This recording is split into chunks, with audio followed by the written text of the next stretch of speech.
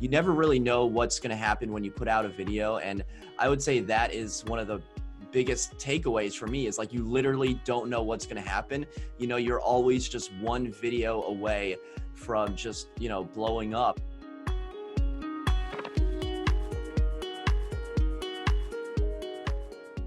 Hey, what's going on, guys? Welcome back to another episode of the Producer Mindset. Today we have a very special guest. So New York City has Ryan Serhant, but the DMV has Matt Leighton. With over, you're at 20,000 subscribers now on YouTube, right? 20,000. That's awesome, dude. So I met Matt last year when you were at, I think it was like 11. Sounds about right. It just kept growing. And like I was just telling you before we jumped on this phone call, the production, like better and better, and just your presentation. So let's go ahead and begin right there, man. Tell us a little bit about, who Matt Leighton is, the Matt Leighton brand. And again, 20,000 subscribers, that's not done overnight. So no, it's not. And I started my YouTube channel in 2014 and really started taking it seriously in 2016, 17, 18. And it really didn't start to increase in subscribers until 2019, essentially, when those 2018, 2017 videos were popping. So you never really know what's going to happen when you put out a video. And I would say that is one of the biggest takeaways for me, is like, you literally don't know what's going to happen. You're always just one video away from just, blowing up. And I've had a few videos that have done pretty good view counts, but I'm nowhere near Ryan Serhant in terms of selling $30 million penthouses, but I like to think that my video content is on the same level or on a similar level as Ryan Serhant. Oh, I think from where I saw like your first videos last year to where they are today, you're like right there, if anything, racing it a little bit. Yeah, I mean, every video, you're just trying to get a little bit better. I mean, we're not going for perfect videos, Like I was saying earlier, I mean, the hardest part of the video is just coming up with an idea that's engaging and that people will pay attention to. I mean, shooting the video, that's the easy part once you actually have an idea. But, our goal is to literally raise the bar when it comes to real estate marketing. There was a time when, agents would brag about having professional photos, and now professional photos is pretty standard for the most part. And I think it's going to be the same way with video marketing. Right now I'm, showing sellers how I, market my properties through video marketing. Not everyone's doing that. I hope to get to a point where every single agent in the district and in Northern Virginia is also doing video marketing, because I've seen it work, and I think it'll make the industry better as a whole. Absolutely. It's such a visual presentation, and I was actually checking this out. So I have a couple of friends that I showed like the Matterport, the scans of the house, right? And I'm like, all right, check this Matterport and check the same listing video. Which one sells you more? And 9 times out of 10, it was like, oh, the video, 100%. The other one makes me work. Like I have to click my fingers and everything. So it makes sense. So one of the big things with your videos is, again, it has to become part of the sales process whenever you're trying to acquire a new business, right? So when you're talking to like prospect clients, are you telling them, well, look, this is everything that I'll do for you marketing wise, and here's where video steps in? Like, what are some of the metrics that you tell them that, that they should pay attention to, or that essentially like that are helping you solidify that business? Yeah, I use the videos a lot on the selling standpoint, on the listing standpoint. I get a lot of clients that are buyers that have watched my videos and then reach out to me. And then at that point, I don't really need to go and say, hey, I have a YouTube channel, because they've already seen it and they've already been educated. But on the sell side, a lot of sellers, they haven't sold a home in 5 years. They haven't sold a home in 10 or 15 years. So they don't really understand how buyers are finding these properties. And, buyers aren't necessarily typing into YouTube the property address, or like going on Facebook and going to my Facebook business page.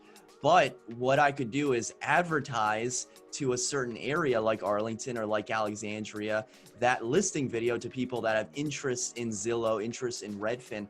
Now, when they go watch their favorite YouTube show, or when they're just scrolling on Instagram or Facebook, that video is going to follow them around social media. So in terms of metrics, we're going into listing presentations showing the ad metrics from Facebook ads and saying, hey, listen, this one got 18,000 people that it reached in this area, and Facebook will show you the area. I mean, imagine the impact that'll have on your property if we specifically target a certain area. Because it's, you know, it's one thing to put the listing on and have professional photos and wait for a buyer, but it's a completely other thing to just have this video omnipresent wherever you're looking.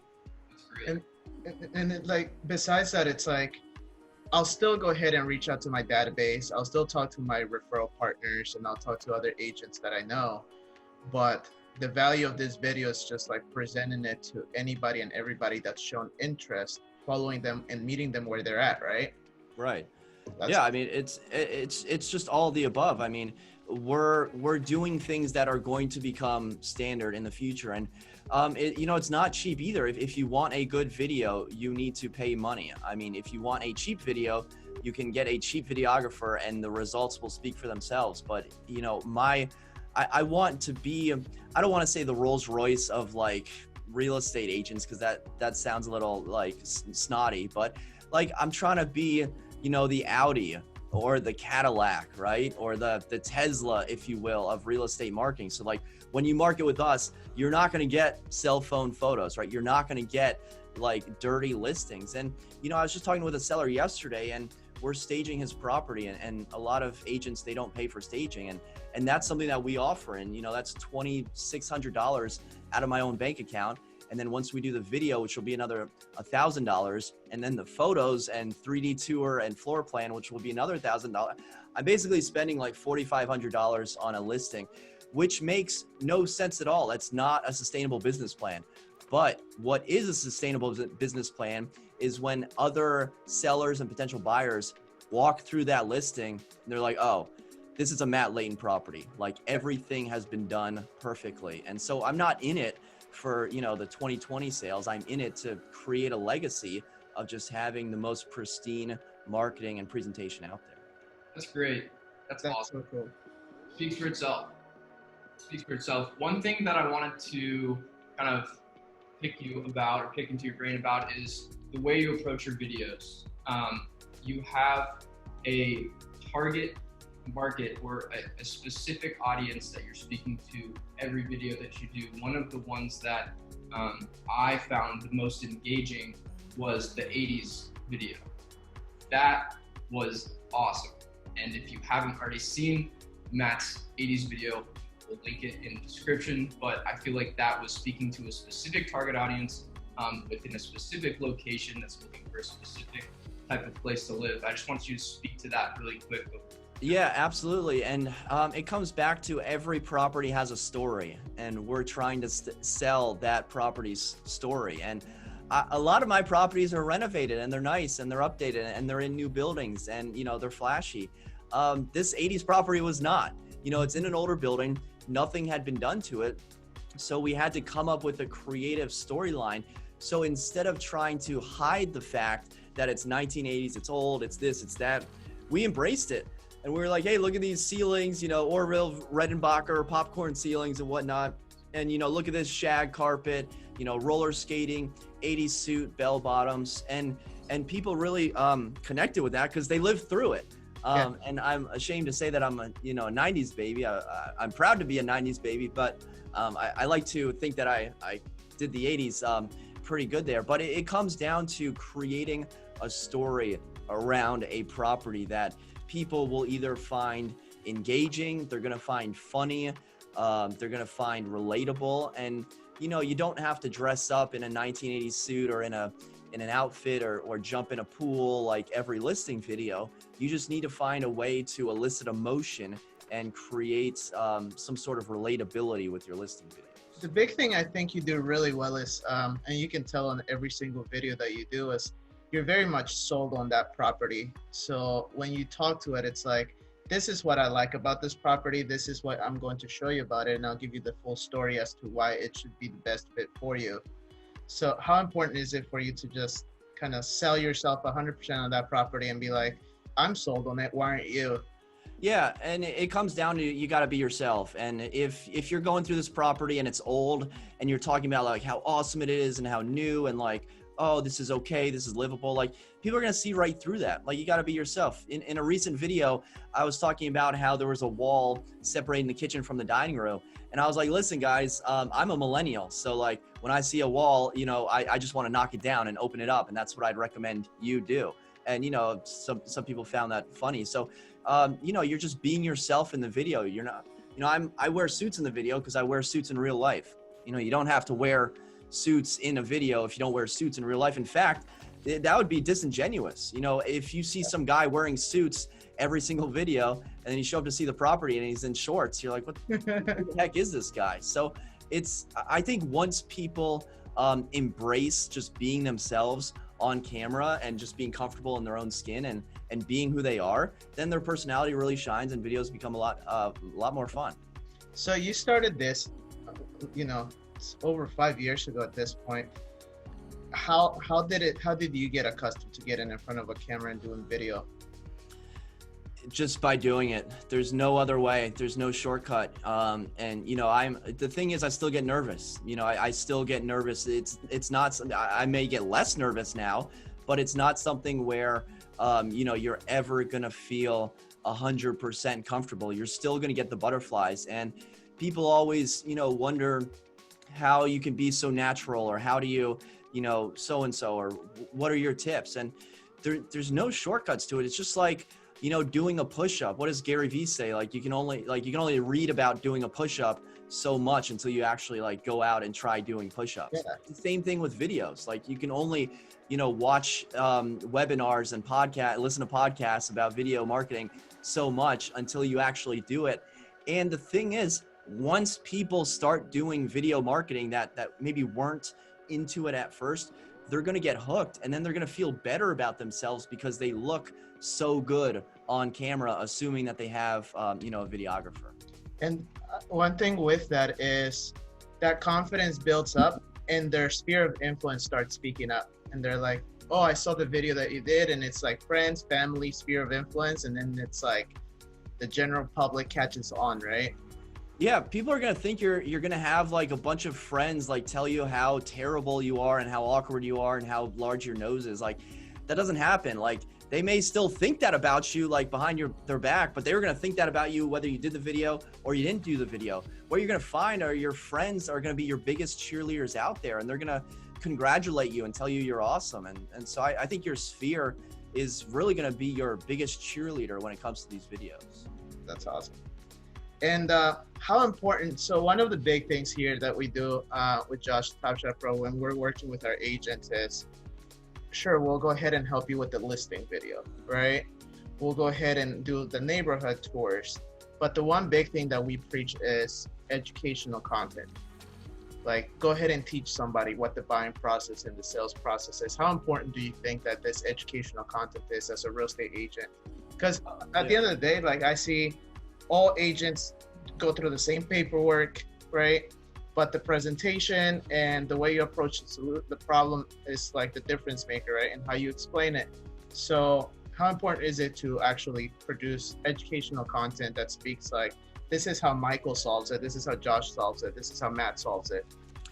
Yeah, I think the educational content, it should be at least 50%, if not more, of your entire video marketing strategy, simply because, well, you know, most of us are not going to have a listing every single week. I'd like to think that I have 52 listings coming on in the next 52 weeks, but that's not a majority of agents. So what are you going to do? What type of content are you going to come out the rest of those weeks and those months? And, you know, the listing videos, they're good when someone goes out and searches for them. But when you put out educational content, that's evergreen content that is good forever. So whenever you have a buyer that comes through, you can basically create like a real estate buying course and say, hey, oh, you're interested in working with me? Awesome. Just run through these 5 quick videos I have, and then let's set up a time to meet. And the 5 videos could just be like 20 minutes each of walking you through the process, where once you finally come to the buyer presentation and you know, buyer seminar, well, that buyer, they're already, even if they're a first-time home buyer, they're already going to know so much about the process, where, you know, creating educational content, that's going to be a pillar of your video marketing career, basically. That's good. That's really good. Yeah, we've noticed that people do tend to like retain more information whenever it's like you teaching them something. And what we always preach is like, would you rather have your client, your prospect, ask Google that same question? Because chances are that they're going to get a massive blog that people have put a lot of money behind from, let's say, Rocket Mortgage or something like that, Zillow, Redfin, or they might come across your video that you published on YouTube or that was on social media and you were given that same exact education, but from like a human touch. So it makes absolute sense. And tell me, so is video then, because it's at some point, I feel like it's already happening, but I think in the next 2 years, video is going to be a standard, right? It's becoming more and more of a commodity. So how important is it to just play for the long term when it comes to doing video in real estate? And what do you feel like is next in real estate in terms of presentation? Yeah, I think I'm still playing for the long term. I mean, you know, a lot of my videos from 2015, they don't get a lot of hits, but you know, at the same time, I can redo those videos, and you know, they got me hits in 2016 and 2017 and got me deals then. So in terms of the long term, it just comes down to where are people spending their time. And you're noticing that the most popular apps like Instagram and like TikTok, they're all they're going towards video based content. Everyone is watching videos, and it's, you know, it's not to say don't have text on your website, because you definitely should, but I think YouTube is just going to be a catalog of, you know, almost every single property out there. And you know, my goal is like, whenever you're searching for anything Arlington, Virginia real estate related on YouTube, you're just like, the first 20 results are going to be Matt Leighton. So you don't need to be my client, but you're going to know who knows the most about Arlington, Virginia real estate. So, you know, 2 years for video, you know, content becoming standard.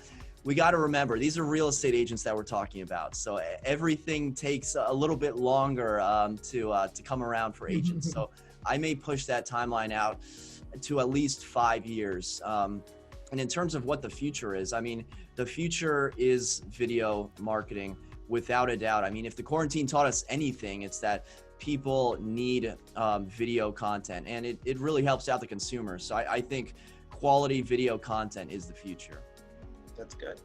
And the last question, because you mentioned Arlington. So you're right. You go on YouTube and you look up Arlington real estate and Matt comes out, which is always like really, really awesome to just see like the work that you've put in. It's like the results are already there. So the last question I have for you is, should your videos, whether they're published on Instagram, Facebook, YouTube, LinkedIn, TikTok, wherever, how much does it mean to you to have that hyper local ownership at this point? Because we're not going to find anybody else in Arlington on YouTube. Like we might, but like, so how important is that? If you want video views, go generic as possible. If you want business, go hyper local. That's my answer. That's good. That's really good. Well, any parting words, any sort of advice that you want to give to agents that are not yet doing video or that haven't checked out your awesome listing videos? Well, I just think the biggest thing for agents is to just get over whatever that fear is of stopping you from doing video marketing. Those agents that don't want to do it, there's always some sort of roadblock. I don't have the right equipment. It's too expensive. I don't look good on video. I felt the same way. I completely agree. Do it anyways. Like, it's too expensive. It's too expensive not to do it. I mean, how much is a commission for your average deal in Arlington? $10,000. So spend a little bit of money on marketing. You don't look good on video? Well, do it a few times. You're not going to look good at whatever it is the first thing you do. So whatever your excuse is, my advice, whether it's video or in life, is just to be better than your excuse. I like that. That's really good. And those are some really good parting words. Josh, do you have anything else? I don't think so. I really appreciate your time, Matt. I feel like we got into some good stuff today. So, guys, can we go ahead and get Matt's contact information really quick? Where can people find you at, Matt? Yeah, I'm usually hanging out on Instagram at the Matt Leighton, and of course on YouTube, youtube.com/the Matt Leighton, at the Matt Leighton at all social medias. I just started a TikTok. If you want to see awkward videos, you can go on TikTok and see awkward videos. But I basically just do the TikToks for fun. But I'm telling you guys, the YouTube market is still unsaturated and not tapped at all. So whether it's Arlington, Virginia, or whatever your subdivision, neighborhood, area, city, state is, if you just make 10 videos and just have those keywords in there for that city, I guarantee you're going to start seeing some traction in your business. So I would highly recommend doing that. Beautiful. Thank you so much, Matt.